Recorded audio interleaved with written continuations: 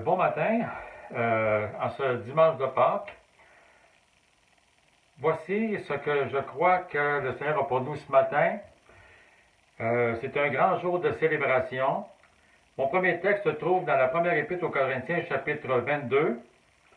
Et nous lisons, « Et comme tous meurent en Adam, de même aussi tous revivront en Christ. » J'ai un autre passage dans la première épître de Pierre, au chapitre 3, versets 18 et 19.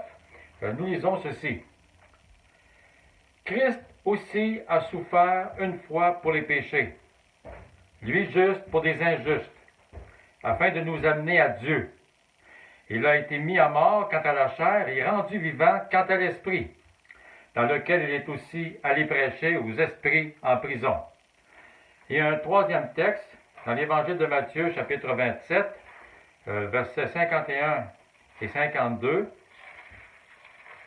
une des belles vérités que j'aime repasser chaque fois que je relis Matthieu.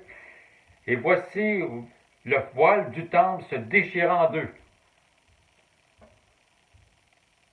depuis le haut jusqu'en bas. La terre trembla, les rochers se fendirent, les sépulcres s'ouvrirent, et plusieurs corps des saints qui étaient morts ressuscitèrent. » Que Dieu bénisse sa parole à nous ce matin. Mon titre, « Le salut vient des Juifs ». Ça, c'est le titre que j'ai un livre écrit par M. Daniel Rups de l'Académie française. Il y a beaucoup de manuels sur l'histoire de l'Église. Son premier livre est sur l'Église des apôtres et des martyrs. Et il communique dans son premier chapitre, son premier titre, « Le salut vient des Juifs ». Et le salut vient des Juifs, c'est un titre à son chapitre qui vient directement d'une parole de Jésus à la Samaritaine. Le salut vient des Juifs. Qu'ont les Juifs que les autres nations n'ont jamais eu? Ils ont reçu la révélation du Dieu créateur, du ciel et de la terre. Ils ont reçu la révélation au sujet de la création de chaque être humain sur la surface de la terre. Ils ont reçu la révélation du problème de l'existence, de la mort et du mal et sa solution. Le Juif a reçu la réponse. Le Messie va venir pour sortir l'homme de la mort, du mal et apporter un bonheur final. L'homme a besoin de réponses. Et lorsque cette parole est dite par Jésus à la Samaritaine, Jésus n'hésite pas à dire à cette femme qui est très mélangée, « Lis le livre des Juifs, lis ce que Moïse a écrit, lis ce que les prophètes ont écrit, tu trouveras les véritables réponses. » C'est dans ce sens-là que Jésus a dit cette parole à la Samaritaine, « Le salut vient des Juifs. » Ce matin, nous célébrons la fête de Pâques. Pâques est un seul sujet pour nous ce matin comme Église ECM. Se rappeler que Jésus, le Messie juif, est aussi notre Sauveur. Qu'il est ressuscité non simplement pour son peuple, les Juifs, mais aussi pour nous, les chrétiens, qui vivons en 2020, son peuple de foi. Jésus est venu certes pour le juif, mais obligatoirement aussi pour le grec, c'est-à-dire pour nous. Les Écritures parlent abondamment que Jésus a comme deux peuples, le juif, dont il est lui-même un membre, et l'Église qu'il a instituée. Paul dit en Romains 1,16, « Je n'ai point honte de l'Évangile. C'est la puissance de Dieu pour le salut de quiconque croit. » Et là, il dit du juif premièrement, puis du grec. Dimanche prochain, 19 avril, nous examinerons de plus près le sens à donner pour le juif premièrement et pour le grec. Tous ces messages que je donne présentement le mercredi soir et le dimanche matin, que vous entendez lorsque Angèle fait son adoration le mercredi ou le dimanche matin, tous ces messages peuvent être réécoutés sur le site de notre Église. Alors, l'Église a un site, Église chrétienne ménonite de Saint-Jérôme, et pour aller sur le site, vous faites ecmsj.com, Église chrétienne ménonite Saint-Jérôme.com, ecmsj.com, ou vous pouvez réécouter ces messages sur le site web de Daniel Terrien. Mon but ce matin, et que nous comprenions ce que Jésus a eu à cœur le dimanche de Pâques, car sa résurrection d'entre les morts a été sa mission ultime. La croix, certes, mais la croix pour ressusciter les morts. Rappelons-nous cette merveilleuse parole aux Juifs incrédules de son époque. Nous lisons cela dans l'Évangile de Jean, chapitre 5, verset 28. Ne vous étonnez pas de cela, car l'heure vient où tous ceux qui sont dans les sépulcres entendront sa voix et en sortiront. Jésus est venu pour la résurrection des hommes. 3 passages. 3 missions. La première mission de Jésus le dimanche de Pâques, c'est de sauver de la mort physique toute l'humanité qui a été condamnée à cela depuis la chute d'Adam et Ève. Le texte que nous avons lu en premier, 1 Corinthiens chapitre 15, verset 22, dit ceci. Et comme tous meurent en Adam, de même tous revivront en Christ. Il n'y a pas un être humain qui, sur la surface de la terre, n'aura pas droit à la résurrection des morts. Plusieurs croient qu'après la mort, c'est le néant. Détrompons-nous. Le mauvais homme ou femme, ou le bon homme ou la bonne femme, ressuscitera sans exception. Tel est le pouvoir de Jésus. Ceux qui ont fait le mal, ceux qui ont fait le bien. En vainquant la mort 3 jours après sa crucifixion, Jésus a obtenu de son Père de réparer la faute adamique et sa conséquence, la mort. Tel un virus incontrôlable, ce virus du péché a atteint toute l'humanité, occasionnant la mort, depuis Adam le premier homme jusqu'au dernier être humain qui naîtra sur notre planète Terre. Il y a donc une résurrection pour les justes et pour les injustes, selon ce que Paul déclare à Félix le gouverneur, lorsqu'il a passé au tribunal. Nous lisons ça dans le livre des Actes des Apôtres au chapitre 24, au verset 15. Il y aura une résurrection des justes et des injustes. La résurrection des injustes ne sera pas une fête à célébrer, mais celle des justes, oui. Nous célébrons donc ce matin, pour nous qui sommes justes, c'est-à-dire qui avons cru au Messie juif, cette grande certitude de notre résurrection des morts pour un bonheur qui ne finira jamais. Mon deuxième point, la mission de Jésus, le matin de Pâques, a été de préparer le bonheur aux morts qui ont cru en lui. 1 Pierre chapitre 3, verset 18-19 indique, et j'ai pas lu les textes au début, je m'en excuse, je vous le dis maintenant, 1 Pierre chapitre 3, verset 18-19, il est question de l'action de Jésus entre sa mort sur la croix et son passage au tombeau, et ce qu'il a fait avant de commencer à apparaître aux gens sur la terre, vivant, de mort qu'il était. Alors, il est allé prêcher dans le Hadès, le séjour des morts.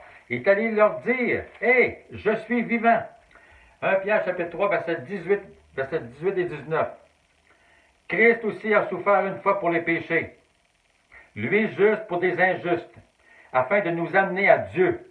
Il a été mis à mort quant à la chair et rendu vivant quant à l'esprit. Mort et maintenant vivant, dans lequel, alors quand il a été revenu à la vie, avec son corps spirituel, mais son corps aussi humain, dans lequel aussi il est allé prêcher aux esprits en prison. Et les esprits en prison, ce sont, dans ma compréhension, ceux qui sont dans la terre, qui sont morts avant la venue de Christ, de sa mort et de sa résurrection. Jésus, sa première ou sa deuxième mission, en quelque sorte, elle a été de prêcher à ceux qui étaient en prison et qui ne pouvaient pas accéder au paradis. C'est-à-dire que les justes, avant la résurrection des morts, vivaient comme dans la parabole que Jésus a enseignée avec Lazare, le mauvais riche et Abraham. Abraham, oui, a un accès auprès de Dieu, mais dans le séjour des morts. Mais ce n'est pas le ciel, ce n'est pas le paradis. Il fallait que Jésus ressuscite pour nous permettre cette gloire-là, pour entrevoir que non simplement notre esprit maintenant peut aller vers Dieu, mais aussi que notre corps va nous rejoindre un jour.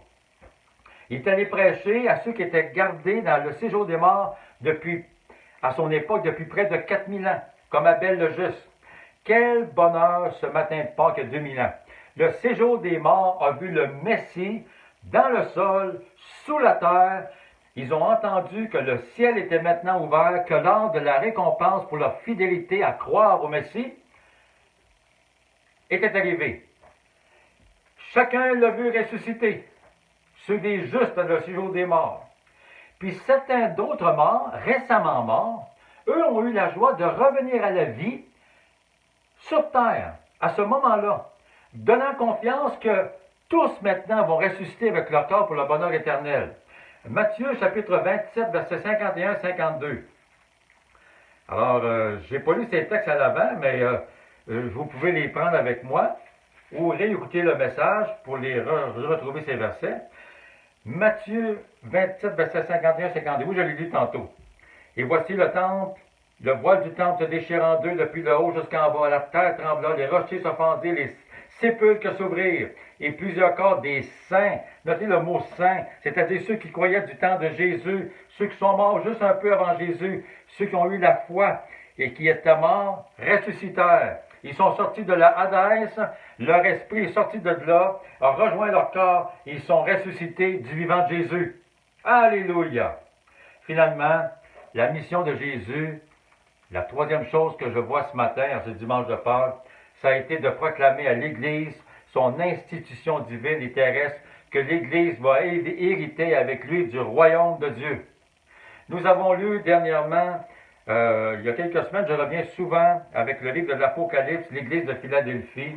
Et dans cette Église, il est question de passer à travers une pandémie mondiale. Alors, nous nous souvenons que nous avons enseigné que la pandémie du coronavirus est quelque chose maintenant comme de nouveau. Toute la terre entière est affectée. Et le texte nous dit ceci au verset 10, « Parce que tu as gardé la parole de la persévérance en moi, je te garderai aussi à l'heure de la tentation qui va venir sur le monde entier pour éprouver les habitants de la terre. » Que signifie « je te garderai » ? Alors, quand Jésus parle à une église, il est question de l'église. « Je te garderai » signifie l'église. Le texte commence dans l'épître en Apocalypse chapitre 3, où ce texte se trouve, cette lettre, on lit ceci, écrit à l'église de Philadelphie. Alors, je te garderai ne signifie pas qu'aucun d'entre nous qui sont membres des églises chrétiennes, nous ne mourrons pas du coronavirus.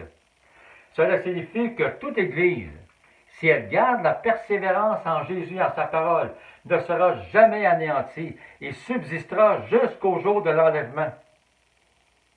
Jésus a donné des paroles incroyables à l'Église. Je suis tellement content de faire partie de l'Église. J'aurais aimé faire partie du peuple juif au corps au Messie, mais le Seigneur m'a choisi, comme vous tous présentement qui m'écoutez, pour être de la nation grecque et entendre l'Évangile de l'Église, le Nouveau Testament. Et Jésus, par rapport à l'Église, a dit ceci, « Et moi je te dis que tu es Pierre », il parlait à Pierre, Matthieu 16, verset 18, « et que sur ce roc, sur ta déclaration de foi au Messie juif, je bâtirai mon Église. » L'Église est bâtie sur la déclaration de Pierre que le Messie juif, que Jésus est vraiment le Messie qu'attendaient les Juifs, et nous croyons à ce Messie-là. Et Jésus dit que les portes du séjour dans la mort ne prévaudront point contre elle. En voulant dire que l'Église pourrait se retrouver dans le Hadès en tant qu'entité, qu'elle ne vivrait pas ce qu'elle doit vivre. Mais Jésus a dit, je te garderai. Ce que je crois, c'est que l'Église, que notre Église, parce que présentement nous gardons sa parole, nous l'aimons, nous la lisons, nous la pratiquons. Je crois que notre Église va, si c'est le cas, se rendre jusqu'au jour de l'enlèvement. J'entends M. Legault constamment parler, voici, la courbe sera aplatie. Si nous gardons toujours les mêmes confinements, les mêmes décisions de nous laver les mains, etc. C'est la condition si. Or, je vois présentement que dans notre Église, nous avons le respect des conditions de la lecture des Écritures, de la louange, de la confession des péchés, d'aimer notre prochain, de faire confiance au Seigneur. Et je crois que notre Église, et c'est mon souhait, que notre Église, elle va ressusciter. Elle va être transformée vivante. Quand Jésus est venu, il pensait à l'Église, il pensait aux Grecs, il ne pensait pas simplement qu'aux Juifs. Il pensait à ce jour de l'enlèvement qui s'en vient, le jour où la trompette va sonner.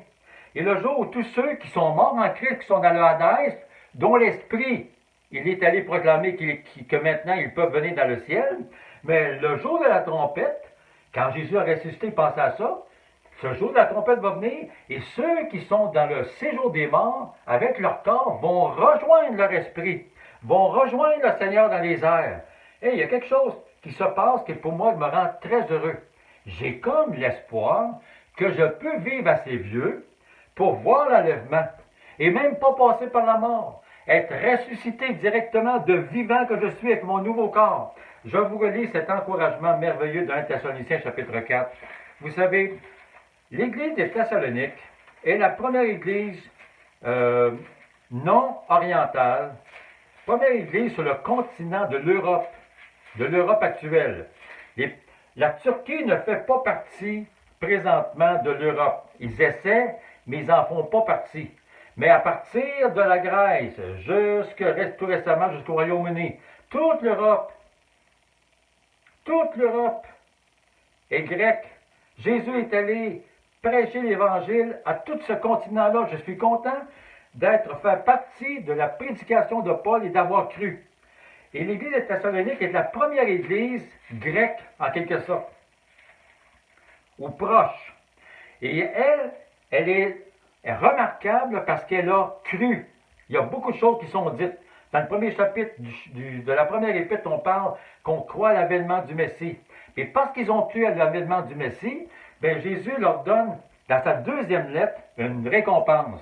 Puis il leur dit ceci, 1 Thessaloniciens chapitre 4, verset 16, « Car le Seigneur lui-même, notez cela, le Seigneur lui-même, Jésus est venu le jour de Pâques pour prendre en charge la résurrection des morts lui-même. Il est le premier-né, il est celui qui est le premier ressuscité, il est le héros de ceux qui sortent des tombeaux. Lui est sorti du tombeau, il amène en dehors du tombeau tout son peuple. Le Seigneur lui-même a un signal donné, à la voix d'un archange, au son de la trompette de Dieu, descendra du ciel. Il vient là. Il est venu une fois ressusciter, il est allé en bas chercher les morts. Puis il dit à ceux qui sont morts maintenant, votre esprit s'en va en haut. Mais là, il va descendre d'en haut pour dire, c'est le temps maintenant avec vos corps de monter dans le paradis. Alors il descendra du ciel et les morts en Christ ressusciteront premièrement. C'est-à-dire qu'il y a une résurrection aussi pour les... Les morts vont précéder ceux qui sont dans le Hadès, ceux qui sont vivants.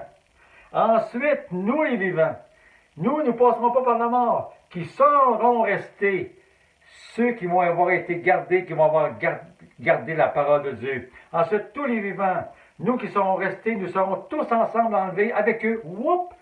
Ceux qui étaient là en bas, morts, nous qui sommes vivants, nous formons un seul groupe et nous montons à la rencontre du Seigneur dans les airs et ainsi nous serons toujours avec le Seigneur.